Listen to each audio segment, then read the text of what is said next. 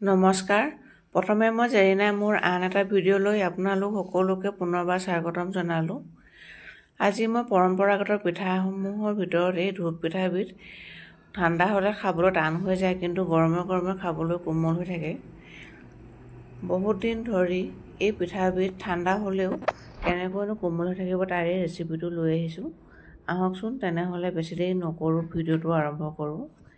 ইয়াৰ বাবে মই এটা বাচনত ভাত খোৱা চাউলৰ কেঁচা পিঠাগুড়ি 2 কাপ লৈ লৈছোঁ। আপোনালোকে যিকোনো ভাত খোৱা চাউলৰ পিঠাগুড়ি ল'ব পাৰিব। লগতে এটা সৰু কাপেৰে বৰা চাউলৰ কেঁচা পিঠাগুড়ি 1 কাপ লৈ লৈছোঁ। আপোনালোকৰ ওচৰত যদি শুকান নাৰিকলৰ গুড়ি বা কেঁচা নাৰিকলৰ গুড়ি থাকে তেনেহ'লে সেয়াও দি দিব পাৰে। মোৰ ওচৰত নাই বাবে মই নাই দিয়া। লগতে সেই একেটা সৰু কাপেৰে সম্পূৰ্ণ 1 কাপ নহয়, 1 কাপতকৈ 2 আঙুলমান কম চেনি লৈছোঁ। গুড় দি বনোৱা ঢোপ পিঠাৰ ৰেচিপি মোৰ প্লে'লিষ্টত দিয়া আছে, আপোনালোকে চাই ল'ব পাৰিব। এতিয়া শুকান সামগ্ৰীখিনি মই এখন হেতাৰে ভালকৈ মিক্স কৰি লৈছোঁ। এতিয়া একেটা সেই সৰু কাপেৰেই 1 কাপ ঠাণ্ডা পানী লৈ পিঠাগুড়িখিনি দি দিছোঁ আৰু ভালকৈ সানি লৈছোঁ। পানী আপোনালোকে দিওঁতে একেবাৰতে সৰহকৈ ঢালি নিদিব, কাৰণ কেঁচা পিঠাগুড়িত পানী বেছিকৈ নালাগে। সেয়ে অলপ অলপকৈ লৈ ঢালি দিব আৰু মিক্স কৰি থাকিব।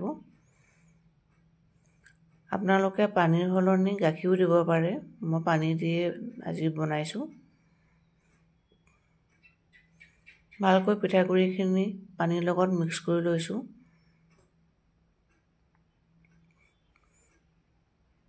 পিঠাগুড়িৰ জোখটো ইমানটোৱে হ'ব লাগে, খুব বেছি ডাঠো হ'ব নালাগে আৰু বেছি পাতলো হ'ব নালাগে।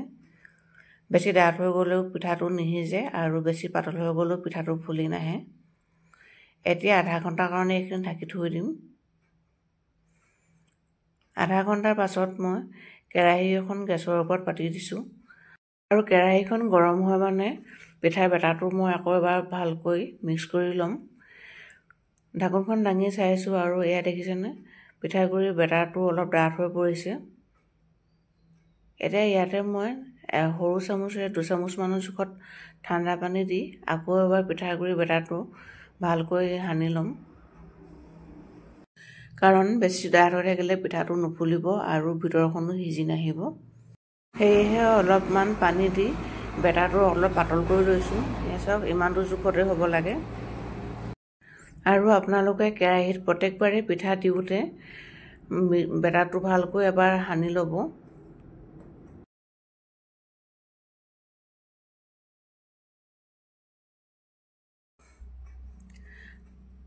আনফালে গেছৰ ওপৰত পাতি থোৱা কেৰাহীখনো গৰম হৈ আহিলে আৰু কেৰাহীখনতে মই এতিয়া 1 কাপমানৰ জোখত মিঠাতেল দি দিছোঁ।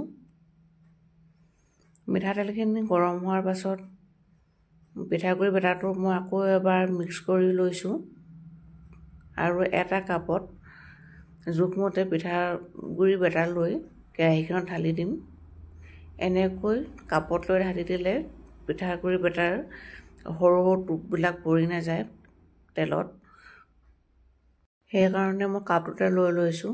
আপোনালোকে যদি কাপত লৈ বেয়া পায় তেনেহ'লে হেতাৰে ল'ব পাৰে। হেতাৰে লোৱাতকৈ কাপত এনেকৈ দিলে বেছি সুবিধা হয়, সেইকাৰণে কাপতে লৈ লৈছোঁ।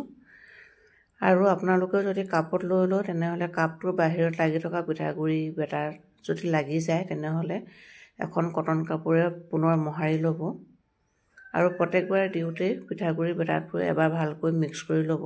মই পিঠাটো ওলোটা কৰি দিয়াৰ পাছত ইটো ছাইড সিজে মানে মই আনটো পিঠাৰ কাৰণে ৰেডি কৰি ল'ম। আনটো পিঠা দিয়াৰ সময়তো মই এবাৰ ভালকৈ পিঠাগুড়ি মিশ্ৰণটো মিক্স কৰি লৈছোঁ হেতাখনেৰে আৰু কাপটোত লৈ লৈছোঁ।